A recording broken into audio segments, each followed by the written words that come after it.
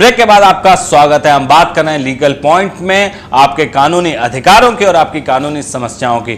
हमने आपको बताया कि जेल भरों से संबंधित मौलिक अधिकार क्या कहते हैं, लेकिन आप ये जान लें कि ये अधिकार होने के साथ साथ कानून ने पुलिस को भी अधिकार दिए हैं। पुलिस को यह अधिकार है कि विरोध को हिंसक होने से रोक सके। अब हम आपको बताते हैं कि कानून ने पुलिस को क्या अधिकार दिए हैं।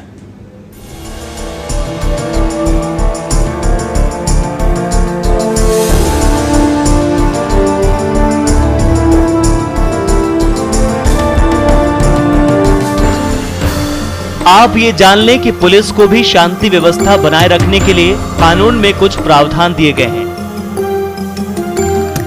क्रिमिनल प्रोसीजर कोड की धारा 129 के मुताबिक कोई भी कार्यकारी मजिस्ट्रेट या फिर सब इंस्पेक्टर से ऊंचे पद का ऑफिसर किसी भी गैर कानूनी सभा या सार्वजनिक शांति भंग करने के मकसद से मिले 5 या उससे अधिक व्यक्तियों के इकट्ठा होने पर रोक लगा सकता है।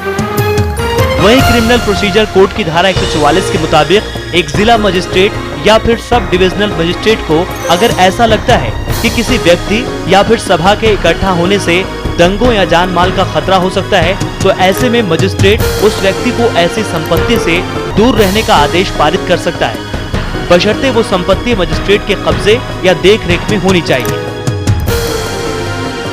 पुलिस ऐसा है, आपको अगर आप शांतिपूर्ण तरीके से कर रहे हैं तो आपको डिनाई नहीं कर सकते हैं, मगर मैं बताना चाहूँगा अगर कहीं पे भी कोई हिंसा का प्रयोग हो रहा है या पुलिस को ऐसा लगता है कि कहीं हिंसा हो सकती है या आप इस कोई तरीके के आप कर रहे हैं, कोई हिंसा करने जा रहे हैं, तो पुलिस का पूरा राइट है कि वो उसको नियंत्रित कर सकती है। तो आप ये जान लें कि जब भी एक विरोध हिंसक होने लगे तो आपके लिए बेहतर यही है कि आप वहां से हट जाएं, ताकि आपके खिलाफ कोई मामला ना बने। लीगल पॉइंट के लिए सुमित नागपाल, इंडिया न्यूज। तो आपने देखा कि पुलिस के अधिकार क्या हैं, ये भी हमने आपको लीगल पॉइंट में बताने की कोशिश करी है। एक कॉलर मास्टर जुड़ रहे हैं, वल्लभ, स्वागत है आपका लीगल पॉइंट में। वल्लभ जी, अपना सवाल पूछें। हाँ श्रीमान, मैं ये टेलीकम्युनिकेशन में टावर इंस्टॉलेशन का काम करता था और पिछले 3 साल हो गए लगातार 38 लाख रुपए, जिस कंपनी का मैं वेंडर था उसके यहाँ काम करता था, लगातार 38 लाख रुपीज है और मांगने पे वो धमकी दिया करता है और पैसा देने का सर कोई उपाय नहीं, निकालने का कोई उपाय नहीं दिख रहा है। आप ये बताएं, ये आप वहां नौकरी करते थे या उनका कुछ काम आपको दिया गया था वो करके देते थे उनको अलग से?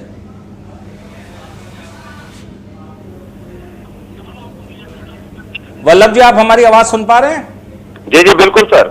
मैं ये पूछ रहा हूं आपसे, क्या आप वहां नौकरी करते थे या आपका अपना बिजनेस है? उन्होंने कोई ऑर्डर दिया था, आपने वो काम करके दिया था उन्हें? जी, उन्होंने ऑर्डर दिया था sir, but not on paper order. उन्होंने कहा था वर्क ऑर्डर रिलीज कर दूंगा, वर्क ऑर्डर रिलीज कर दूंगा, लेकिन वर्क ऑर्डर आज तक में उन्होंने रिलीज नहीं किया। और ये टेलीकम्युनिकेशन में सर ये आम बात हो गई है, आ चुकी है। आप ये बताएं कि आपने कोई एग्रीमेंट किया था उससे पहले?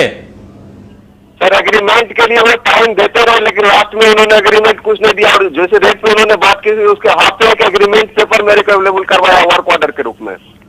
अच्छा, ये अपना एक बिजनेस करते थे, एक कंपनी ने इनसे कुछ ऑर्डर दिया, इनसे काम करवाया और एग्रीमेंट जो है वो नहीं साइन हो पाया इनका अभी, क्योंकि ये करके दिखाते परफॉर्म, उसके बाद इनका एग्रीमेंट होना था।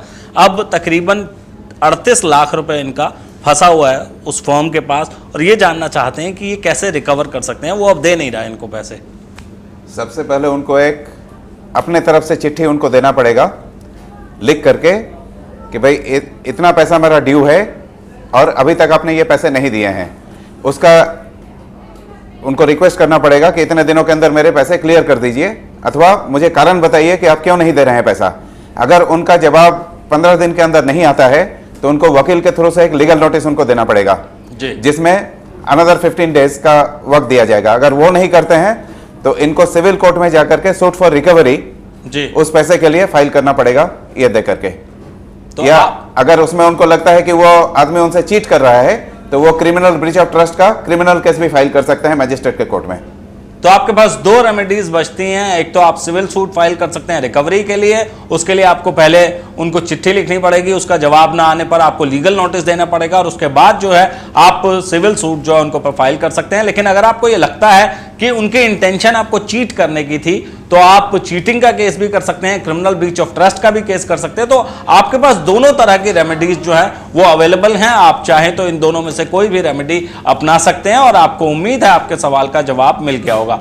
एक और कॉलर हमारे साथ जुड़ रहे हैं। स्वागत है आपका लीगल पॉइंट पे। अपना नाम बताएं और अपना सवाल पूछें। हेलो,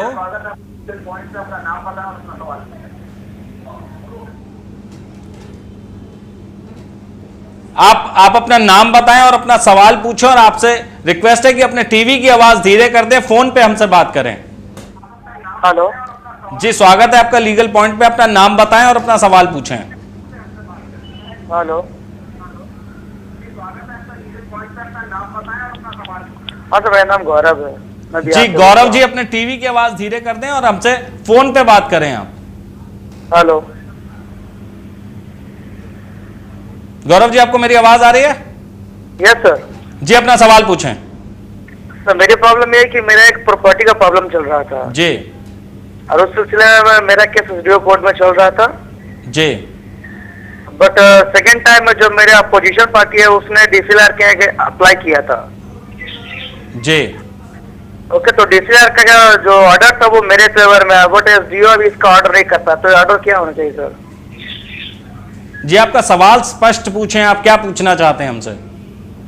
डीसीएलआर जो ऑर्डर किया सर मेरे फेवर में किया कि प्रॉपर्टी आपका है, वो आप ही का ही रहेगा जी, बट इन लोगों का जबरदस्ती है कि नहीं ये प्रॉपर्टी हमारी है। मेरे जो पोजीशन में वो प्रॉपर्टी हमारी है। जी, तो डीसीएलआर का जो ऑर्डर है वो अप्रूवल हो सकता है या नहीं हो सकता, ये मुझे कंफर्म करना था।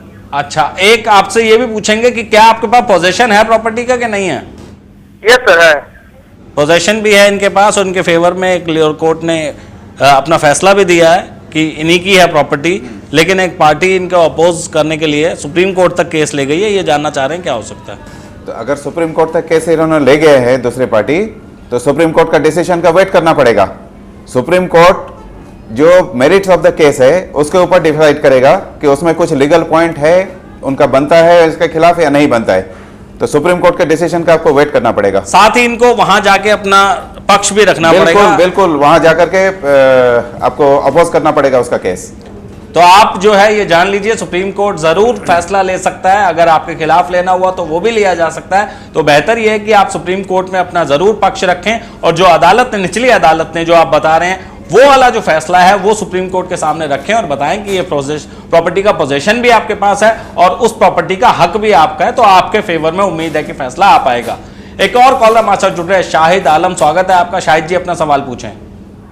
हाँ सर, मैं ये कहना चाहता हूँ कि आज से लगभग 8 महीने पहले जी, एक हमारे मतलब कि बगल के पड़ोसी है, वो कुछ आपराधिक क्वालिटी के आदमी है जी, वो शायद किसी 392 और 307 वाली धारा में वो गिर गया, और उनके आप थोड़ा सा तेज बोले तभी हमें सुन पाएंगे हम।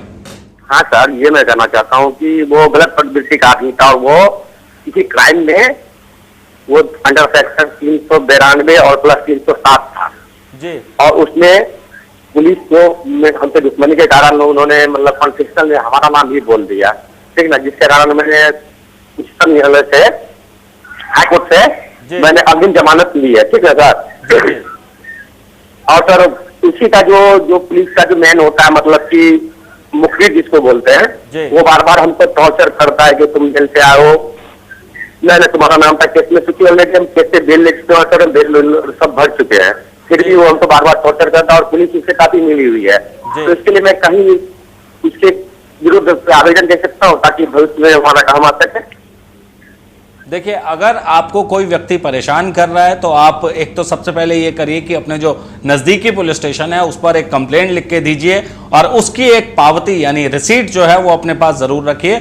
और उसके बाद जो है आपने जहां केस आप फेस कर रहे हैं, जिस निचली अदालत में केस चल रहा है, वहां पर भी इस बात की जानकारी दें। नीलो जी, इनका केस आप समझ पाए? थोड़ा वॉइस कट रहा था, पूरी बात मैं समझ नहीं पाया। इनका बेसिकली केस ये है कि इनका एक केस हुआ, इनके पड़ोस में एक व्यक्ति रहता था, उसके ऊपर एक केस हुआ 307 का जी, और उसमें इनका भी नाम जोड़ दिया गया है कि उसमें इन्होंने एंटिसिपेटरी बेल हाई कोर्ट से ली हुई है, लेकिन जो पुलिस के कुछ इन्फॉर्मर्स हैं, इनका ये कहना है कि कोई इन्फॉर्मर है जो इनको बहुत तंग कर रहा है, धमका रहा है, और पुलिस भी उसके साथ मिली हुई है, इनका ये कहना है। तो ये जानना चाहते हैं ये क्या करें। अगर उनको डेफिनेट प्रूफ है कि पुलिस इनके साथ मिली हुई है, परेशान कर रही है, तो इनके जो हायर अथॉरिटीज हैं वहां SHO होगा, उसके ऊपर DSP या सुपरिटेंडेंट ऑफ पुलिस होंगे, उनको एक लिखित कंप्लेन इनको देना पड़ेगा कि भाई इस तरह से मुझे परेशान किया जा रहा है, और वो एक्शन लेंगे। अगर वो नहीं लेते हैं तो तरीका फिर है कि वो कोर्ट के सामने जाएं और मजिस्ट्रेट के सामने अर्जी रखें अपना कि इस तरह से मुझे परेशान कर दिया जा रहा है, and magistrate will take action.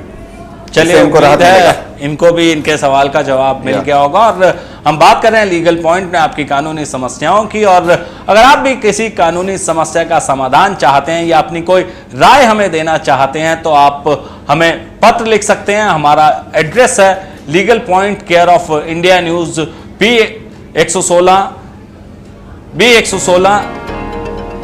Okhla industrial area, phase 1, नई दिल्ली 110020। हम आपको बता दें, अगर आप हमें ईमेल करना चाहते हैं तो आप हमें ईमेल भी कर सकते हैं। हमारा ईमेल एड्रेस है legalpoint@live.com।